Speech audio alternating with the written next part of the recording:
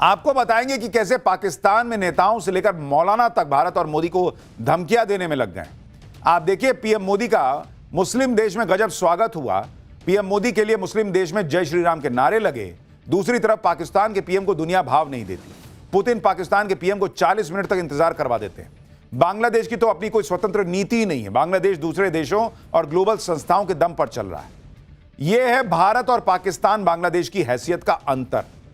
कर्ज लेकर दोनों देश गुजारा कर रहे हैं, लेकिन सपने भारत को जख्म देने का देख रहे हैं। पाकिस्तान और बांग्लादेश में किस तरह से भारत के खिलाफ साजिशें हो रही हैं, क्यों पाकिस्तान को 54 साल पुराने इतिहास को दोहराने का डर सता रहा है, मुस्लिम देश में पीएम मोदी का कैसा भोकाली वेलकम हुआ है, पाक सैनिकों के घुटने पर होने की कौन सी तस्वीर बाहर आ गई, सब दिखाऊंगा। लेकिन पहले एक झलक देखिए।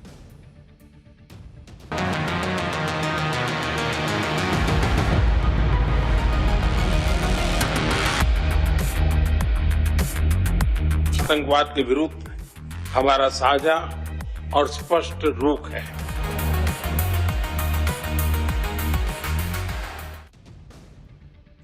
पाकिस्तान और बांग्लादेश के मौलाना और नेता किस तरह से भारत के खिलाफ साजिश कर रहे हैं और भड़काऊ बयान दे रहे हैं, वो आपको बताऊं। उससे पहले मुस्लिम देश में पीएम मोदी का भौकाली वेलकम दिखाता हूं। पीएम मोदी 3 मुस्लिम देशों के दौरे पर हैं, जिसमें आज जॉर्डन का दौरा पूरा हो गया। मुस्लिम देश जॉर्डन में पीएम मोदी का स्वागत से लेकर विदाई तक गजब अंदाज में हुआ। आज पीएम मोदी जॉर्डन म्यूजियम देखने गए थे। खास बात यह थी कि पीएम मोदी जिस कार में थे, उसे जॉर्डन के क्राउन प्रिंस अल हुसैन बिन अब्दुल्ला II खुद कार चलाकर ले गए उनको। देख रहे हैं कैसे दोस्त टाइप गए हैं कि आगे बैठते हैं गाड़ी में, साथ में चलते हैं। जॉर्डन के क्राउन प्रिंस प्रॉफिट मोहम्मद के वंशज हैं।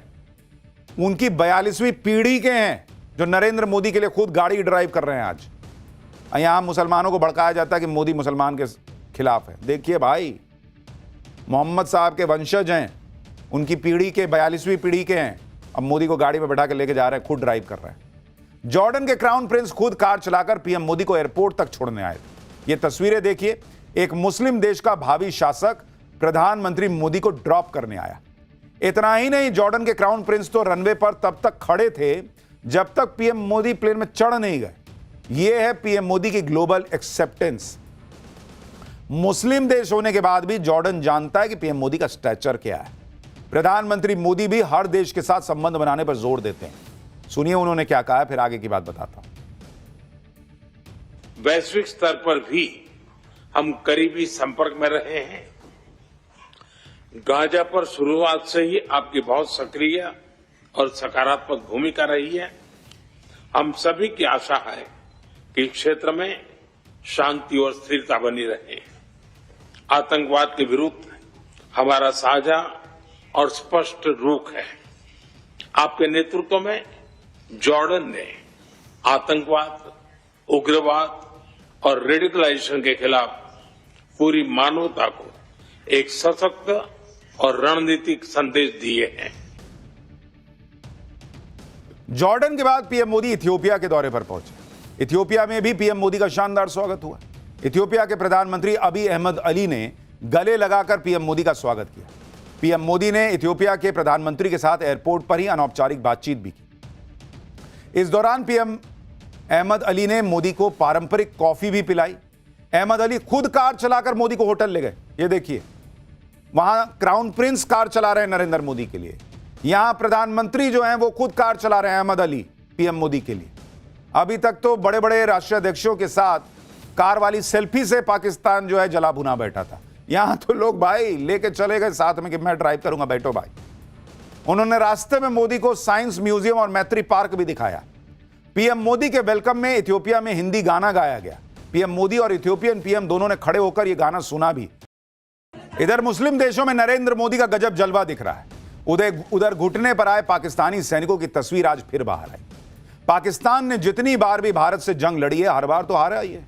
और आज तो 16 दिसंबर है, यानी आज से 54 साल पहले 1971 में भारत ने पाकिस्तान को बुरी तरह से हराया था। पूर्वी बांग्लादेश में पाकिस्तान के 93,000 सैनिकों को सरेंडर करना पड़ा था। 1971 के युद्ध में पाकिस्तान के सैनिकों का सरेंडर इतिहास का सबसे बड़ा सरेंडर माना जाता है। पाकिस्तान के सैनिकों ने भारत के सामने अपने हथियार डाल दिए थे। पाकिस्तान ने सिर्फ 13 दिनों के अंदर हार मान ली थी। पाकिस्तान के जनरल नियाजी ने भारत के जनरल जगजीत सिंह अरोड़ा के सामने सरेंडर के पेपर पर साइन किया था। ये तस्वीरें देखिए, पाकिस्तान की सबसे बड़ी और घनघोर बेइज्जती की एक और मिसाल है, जब हथियार रखे हुए थे और पाकिस्तानी सैनिकों की पतलूनें उतरवा दी गई।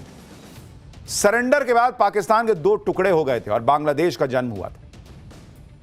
आज ही के दिन पाकिस्तान के 2 टुकड़े हुए थे, लेकिन पाकिस्तान ये सब भूलकर भारत को धमकी दे रहा है। भाई, पाकिस्तान ये नैरेटिव बनाता है कि भारत मुसलमानों पर अत्याचार कर रहा है और इसके लिए पाकिस्तान ने आतंकी संगठनों को काम पर लगा रखा है।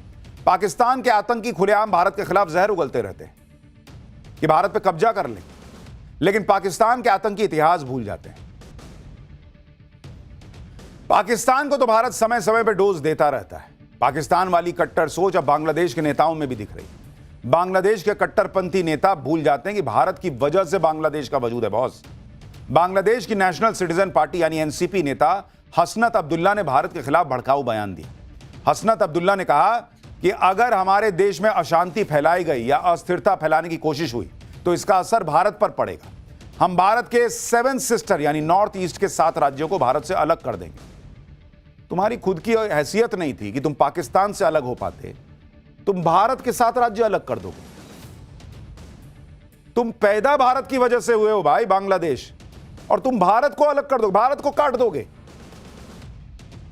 थोड़ा मतलब औकात आदमी को अपनी याद रहनी चाहिए। लेकिन ये लोग जो है ना, कट्टरपंथ इतना हावी है कि भूल जाते हैं कि बात किसके लिए कर रहे हैं, भारत के लिए कर रहे हैं। नेशनल सिटीजन पार्टी यानी एनसीपी का गठन शेख हसीना के खिलाफ आंदोलन के बाद हुआ, यानी जुम्मे जुम्मे पैदा हुए हैं। और काम क्या है? खाली भारत के खिलाफ बयान दें। बांग्लादेश और पाकिस्तान ने इस वक्त भारत के खिलाफ गठजोड़ बनाया हुआ है। दोनों ही जगह भारत के खिलाफ जहर उगला जा रहा है। इसमें पाकिस्तान आतंक की नर्सरी है, ये तो पूरी दुनिया जानती है। और अब तो पाकिस्तान पर चोरी का भी आरोप लग गया है। पाकिस्तानी सेना के पूर्व अधिकारी आदिल रजा ने सनसनीखेज आरोप लगाया है। आदिल रजा ने कहा कि पाकिस्तानी एजेंसी आईएसआई के 2 एजेंट रूस में पकड़े गए। इन दोनों एजेंट को आईएसआई ने 2 महीने पहले रूस भेजा था। इन दोनों ने रूस के S-400 की तकनीक चुराने की कोशिश की। S-400 रूस का बेहद खतरनाक एयर डिफेंस सिस्टम है। रूस ने भारत को भी S-400 डिफेंस सिस्टम दे रखा है। S-400 ने ही ऑपरेशन सिंदूर में पाकिस्तान को ठोका था। इसी वजह से आईएसआई इसकी टेक्नोलॉजी चुराना चाहता था। आदिल रजा ने कहा कि वो एजेंट के नाम भी बता देंगे। यानी भाई, पाकिस्तान की हैसियत तो है नहीं कि S-400 खरीद ले, ना उसको रूस दे रहा है, तो फिर वही चोरी चकारी पे आ गए ये लोग। ये खबर रूस के राष्ट्रपति पुतिन को भी पता चली और इसी वजह से पुतिन ने पाकिस्तान के पीएम शहबाज शरीफ को बेइज्जत किया और 40 मिनट जो इंतजार कराया था। इसीलिए ये तस्वीरें तुर्कमेनिस्तान में पुतिन ने जिस तरीके से शहबाज शरीफ को बेइज्जत किया था उसकी। पाकिस्तान एंटी इंडिया प्लानिंग में लगा रहता है और इसी चक्कर में अपनी बेइज्जती करवा लेता है। पाकिस्तान को पुतिन ने तो बेइज्जत किया ही, अब भारत ने ऑपरेशन सिंदूर के दौरान पाकिस्तान की पिटाई के और सबूत दिखा दिए। पाकिस्तान ने ऑपरेशन सिंदूर में तुर्की के ड्रोन इस्तेमाल किए थे, भारत ने फोड़ दिया था। भारत ने अब उन ड्रोन की प्रदर्शनी लगा दी कि देख भाई क्या मारे थे हम लोग। तुर्की ने पाकिस्तान को ये सारे ड्रोन दिए थे। पाकिस्तान ने भी सोचा होगा कि अब तो मौज आ गई, भारत पर ड्रोन से हमला करेंगे, भारत में तबाही मचाएंगे। भारत ने ड्रोन तो मारे ही मारे, उसकी प्रदर्शनी लगा के पूरी दुनिया को दिखाया कि देखो यही सब आया था, मारे थे इसको 4। भारत और रूस तो पाकिस्तान को झटके दे ही रहे। अब अमेरिका ने भी पाकिस्तान के साथ खेल कर दिया। अमेरिकी सीनेटर ने खुलकर कहा कि पहलगाम हमले में पाकिस्तान का हाथ था। इस अमेरिकी सीनेटर का नाम बिल हुईजेंगा है और यह ट्रंप की पार्टी से ही सीनेटर है। बिल हुईजेंगा ने कहा है कि पहलगाम नरसंहार के पीछे पाकिस्तान के आतंकी संगठन थे। लश्कर ए तैयबा और उसका प्रॉक्सी संगठन द रेजिस्टेंस फ्रंट इसके लिए जिम्मेदार है। यानी अब अमेरिकी नेता वहां के मान रहे हैं कि पहलगाम हमले के पीछे पाकिस्तान का हाथ था और यही भारत कह रहा था। एक बार फिर भारत ने यूएन में भी पाकिस्तान के आतंकवाद को मुद्दे पर एक्सपोज किया है। देखिए, पाकिस्तान और आतंकवाद दोनों का आपस में ना निकाह हो रखा है, इनका तलाक नहीं हो सकता।